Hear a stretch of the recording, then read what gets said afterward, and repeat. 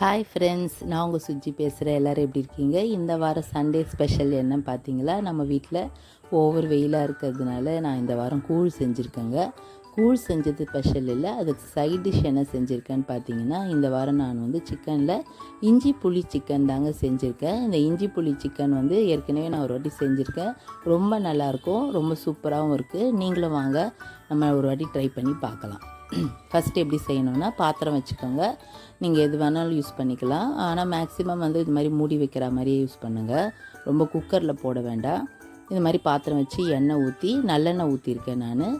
அது காஞ்சதுக்கப்புறமா கடுகு போட்டுக்கோங்க, கொஞ்சமாக வந்து வெந்தயம் போடுங்க, கொஞ்சமாக வந்து சோம்பு போடுங்க.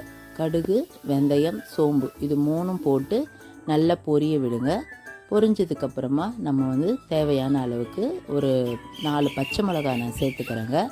பச்சை மிளகா வேணாம் அப்படின்னு அவாய்ட் பண்ணுறவங்களா இருந்திங்கன்னா காஞ்ச மிளகா கூட சேர்த்துக்கலாம். பச்சை மிளகா வேணான்னு நினைக்கிறவங்க காஞ்ச மிளகா போட்டுக்கலாம். கூடவே கருவேப்பிலையும் கிள்ளி போட்டுக்கோங்க. இது ரெண்டுத்தையும் போட்டு கொஞ்சம் பொரிய விடுங்க.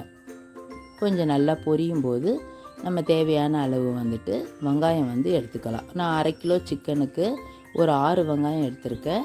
நீங்கள் எடுக்கிற சிக்கன் அளவுக்கு ஏற்ற மாதிரி நீங்கள் போட்டுக்கோங்க. இதுக்கு ரொம்ப வந்து நமக்கு கிரேவியாக தேவையில்லை, கொஞ்சம் அதில் வந்து ட்ரையாக இருக்க தேவைனால கொஞ்சமாக வெங்காயம் போட்டுக்கலாம். வெங்காயம் போட்டு கொஞ்சம் நல்லா கலரி விடுங்க. ரொம்ப டீப் ஃப்ரை பண்ண தேவையில்லை, நமக்கு வந்து கொஞ்சம் கண்ணாடி பதம் வந்தால் அதுவே போதும். இதில் வந்து தேவையான அளவு கல் உப்பு போடுங்க, மஞ்சத்தூள் போட்டுக்குங்க. உப்பும் மஞ்சத்தூளும் போட்டுட்டு நல்லா பரட்டி விடுங்க. நல்லா கலரி கொடுத்து ஒன்றோட ஒன்று நல்லா சேர்கிற அளவுக்கு நல்லா கலரி கொடுங்க. இதில் வந்து நம்ம இஞ்சி பூண்டு பேஸ்ட்டு சேர்த்துக்கலாம். இதில் வந்து ஒரு ஹைலைட்டே என்னன்னு பார்த்தீங்கன்னா, பூண்டை விட நமக்கு இஞ்சி தாங்க அதிகமாக இருக்கணும். நம்ம பூண்டு அரைக்கிற அளவை விட இஞ்சியோட வாசனை வந்து கொஞ்சம் தூக்கலாக இருக்கணும். அதுதான் இஞ்சி புளி, அதனால் இஞ்சியோட வாசனை அதிகமாக இருக்கணும். அதுக்கப்புறம் நம்ம வந்து க்ளீன் பண்ணி வச்சுருக்க சிக்கனை சேர்த்துருக்கேன். சிக்கனை போட்டு நல்லா கலரி கொடுங்க. இந்த ஸ்டேஜில் வந்து நம்ம மிளகாத்தூள்லாம் எதுவும் போட தேவையில்ல, சிக்கன் அப்படியே மூடி வைங்க. தண்ணியும் இப்போ சேர்க்க தேவையில்ல, அந்த சிக்கன்லேருந்து வர தண்ணியும் கொஞ்சம் போதுமானது. மூடி வச்சுருங்க. ஒரு 10 மினிட்ஸ் கழித்து நம்ம வந்து திறந்து பார்க்கலாம். பாருங்கள் எவ்வளோ தண்ணி இருக்குது பாருங்கள். சிக்கனும் அந்த வெங்காயமும் மஞ்சத்தூள் போட சேர்ந்து நல்லா தண்ணி விட்டுருக்கோம்.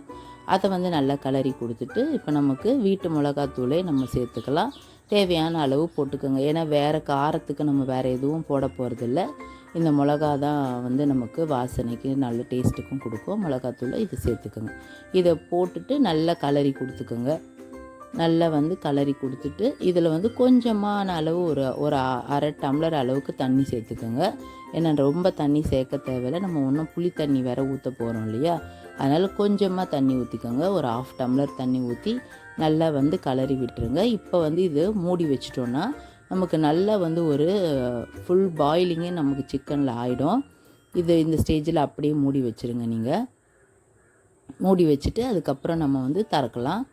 திறந்து பார்த்தோன்னா பாருங்கள், முன்னாடி இருந்ததுக்கு இப்போ பாருங்கள் சிக்கன் நல்லா வெந்துருச்சு. உங்களுக்கு இன்னும் கொஞ்சம் தண்ணி இருக்கு இல்லையா, இந்த ஸ்டேஜில் தான் வந்துட்டு நம்ம ஒரு பெரிய எலுமிச்சம்பழம் அளவுக்கு நான் வந்து எலுமிச்சம்பழம் அளவுக்கு புளி வந்து கரைச்சி வச்சுருக்கேங்க. புளி வந்து உங்களோட டேஸ்ட்டுக்கு ஏற்ற மாதிரி தாங்க. உங்களுக்கு வந்து கொஞ்சமாக வேணும்னாலும் போட்டுக்கலாம், இல்லை நிறைய வேணுனாலும் சேர்த்துக்கலாம்.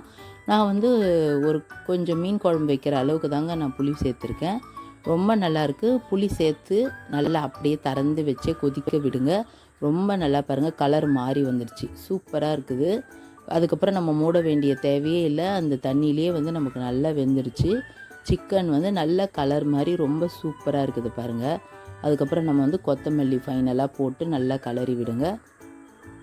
இந்த அளவுக்கு வேணும்னாலும் நீங்கள் இறக்கிக்கலாம், இல்லை இன்னும் கொஞ்சம் உங்களுக்கு நல்ல ட்ரையாக வேணும்னாலும் நம்ம வந்து வச்சுக்கலாம். இந்த ஸ்டேஜ் இறக்க போகிற ஸ்டேஜில் நம்ம வந்து கொஞ்சம் வெள்ளை எள்ளு சேர்த்துக்கணுங்க. வெள்ளை எள்ளு பொடிக்கெல்லாம் தேவையில்ல, அப்படியே வந்து போட்டு நம்ம கலரி கொடுத்துக்கலாம். ரொம்ப சூப்பராக இருக்குது. அதோட வாசனையும் வந்து ரொம்ப நல்லா இருக்குது. இது வந்து எடுத்து நம்ம பிளேட்டில் வச்சுருக்கோம். ரொம்ப சூப்பராக இருக்குது. நீங்களும் ட்ரை பண்ணி பாருங்கள். நான் கார்னிஷிங்காக இன்னும் கொஞ்சம் எள்ளு போட்டிருக்கேன்.